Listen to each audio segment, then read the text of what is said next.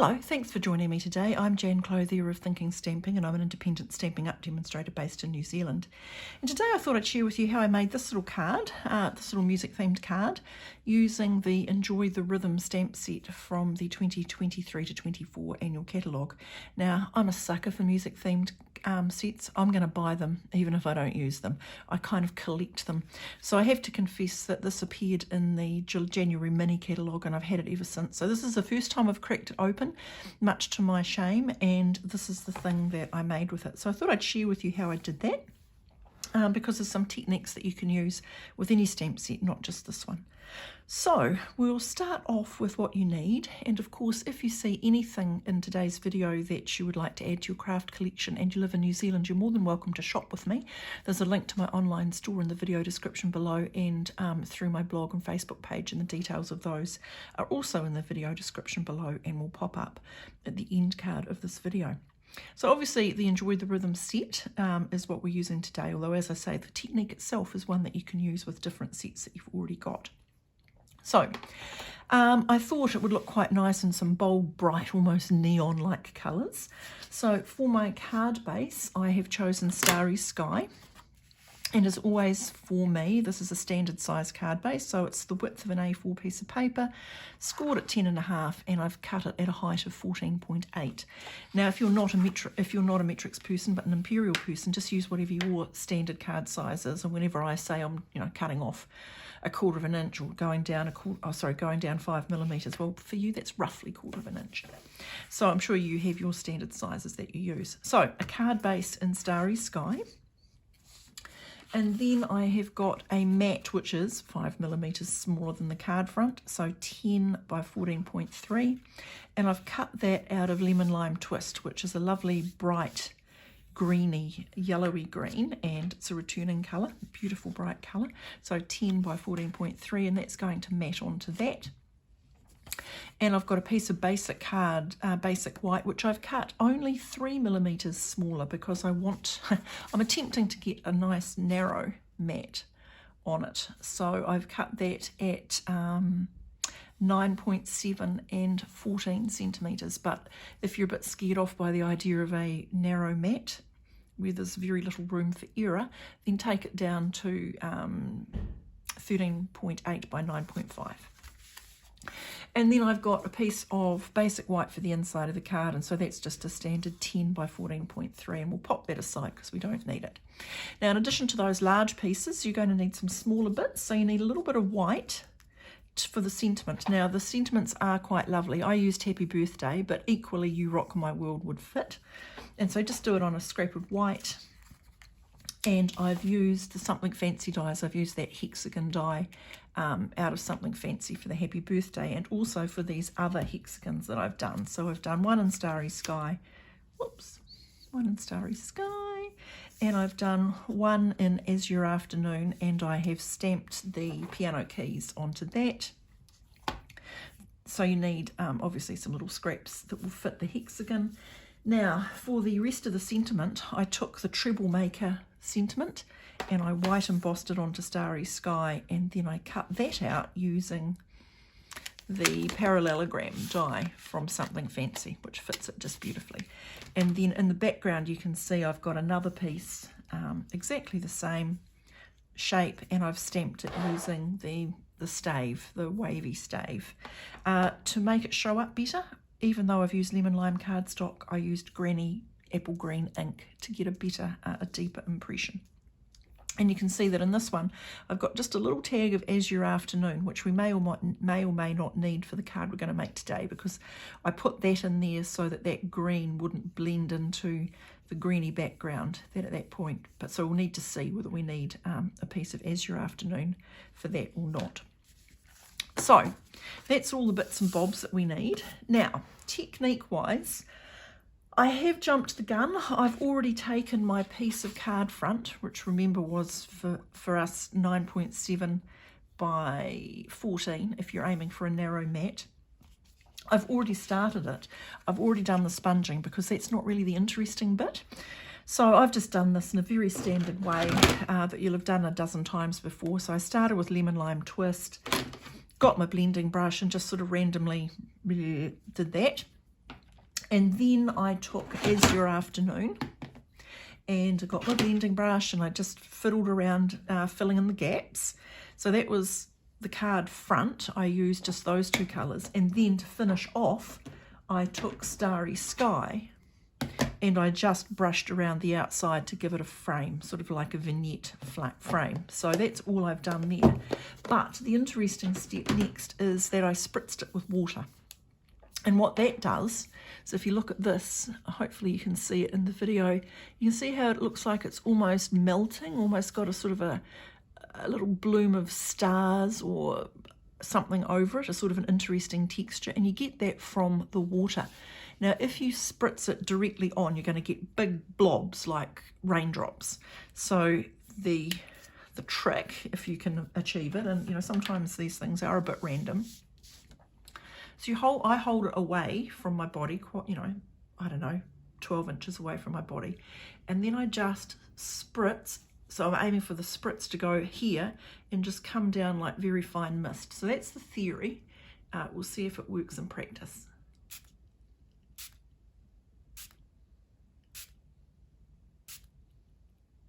It's working quite well.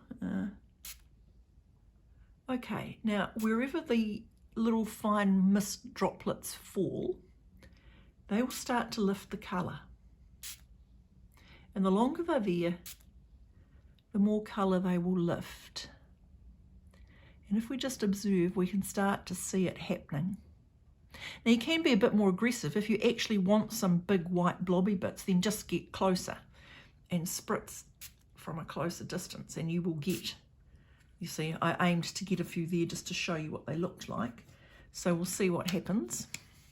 You just leave it for a moment. And it looks like nothing's happening, but when the card folds up, you know that it's wet and you know that something's happening. So you just leave it, leave it, leave it. And when you think you've got enough, it's kind of like waiting for an old-fashioned photograph to develop. So you can see it starting to happen around here. Just that fine little misting is lifting it up. And that's how you get that interesting texture going on. Okay. When you think you've got enough happening, you can just pat it dry, or you can leave it to dry, or if you're very impatient, you can get your heat tool out and give it some heat. See, even as I'm watching now, I can still see some more coming. Can you see it happening around here? You can see it there. And I think it just gives it a bit of an interesting texture. Now, in the interests of experimentation, when I did this one, I made it quite blobby. So I did a blob of lemon lime twist. You can see on this one here, I did more of a swathe of it here. So depending on where you lay down your colour, you're always going to get a slightly different result. But it's the water spritzing, which just gives it that little bit of extra interest. Okay, so then the fun bit happens. So the stamps that I'm going to use is I'm going to use the drum kit. And I'm going to do the drum kit in Granny Apple Green, so it's nice and strong. I'm going to use the piano keys, and likewise I'm going to do them in Granny Apple Green. I might use the guitar, and I'm going to use the musical stave, and I think I'll use the musical stave in Lemon Lime Twist so that it's not so in your face, but it's still there. So that's the theory. Let's see how that happens in practice. So we'll start with the drum kit. Ink it up, and let's just be bold. Let's just start in the middle. 1, 2, 3, 4, 5, 6, 7, 8, 9, 10. Bingo. Lovely. Okay, and since it's the biggest stamp, we'll do that some more. I think I'll do 1, 2, 3, 4, 5, 6, 7, 8, 9, 10. One up there.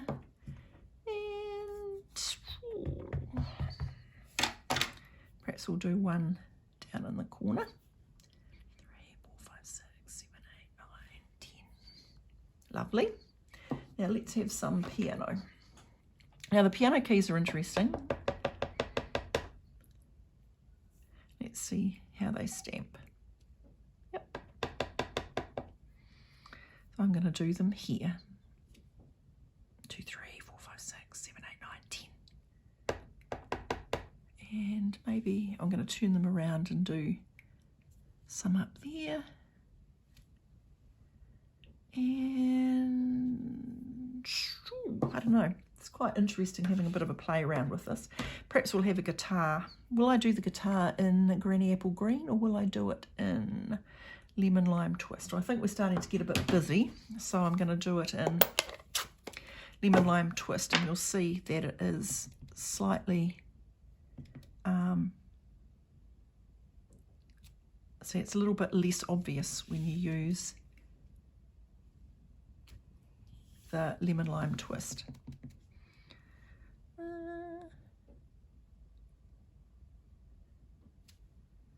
Oh, I got a bit of a shadow there, but that's okay, it's not going to matter.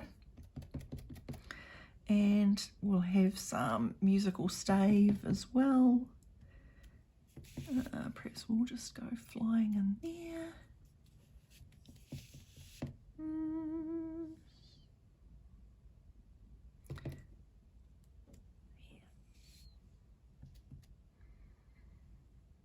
And I think we will finish off with a little bit of piano and Granny Apple Green over there.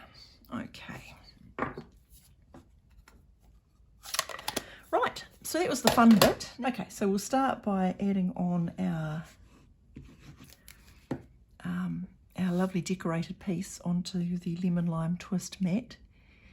And remember, I'm aiming for just a nice narrow border, which is why I cut it only 3 millimeters shorter rather than the full 5. And then that can go onto my card front. A little bit of glue because we don't want it oozing out everywhere. And then we shall pop that onto the starry sky. And then we can play around with doing our cluster. And I was actually serious, like down here, I have done it down here. If that little ink smear really bothered me, I would do this. I would decide to perhaps put my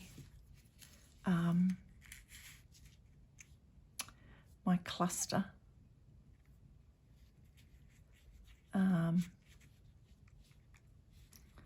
up here.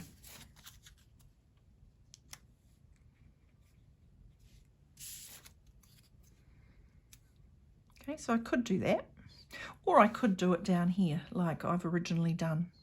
I think I am going to do that, and actually I'm going to do that not because of the mistake, but because I actually quite like how it looks. Now, when I've got a cluster like this and I've kind of placed it and I want to know, exactly how to put it, how I'm going to do it when I glue it, you can always put a pencil line in the places that aren't going to show. So they're going to go there, and that pencil isn't going to show. And that isn't going to show either. So you can use just, little discreet pencil marks just to give yourself the, just to give yourself a little hand when it comes to putting things back together. Now, because that is going to extend out over a blue piece, I'm not going to do what I did here, which is to put in the little underneath tag so it doesn't get lost. It's over a blue area, so that's fine. Okay, now you do have to be a bit careful when you put down the hexagons, because the hexagons are in fact not, it matters which way around you put them. So have a wee think before you glue them down. Okay. As a little tip, I found that it was easier when I was cutting out these ones, which are stamped. I found it easier to stamp the image on the paper and then cut, and then I could get exactly the bit of the picture that I wanted in there. Right, I have popped the happy birthday. Whoops, dropped my glue, so I hope I don't need that again. I am just going to pop the happy birthday up on dimensionals.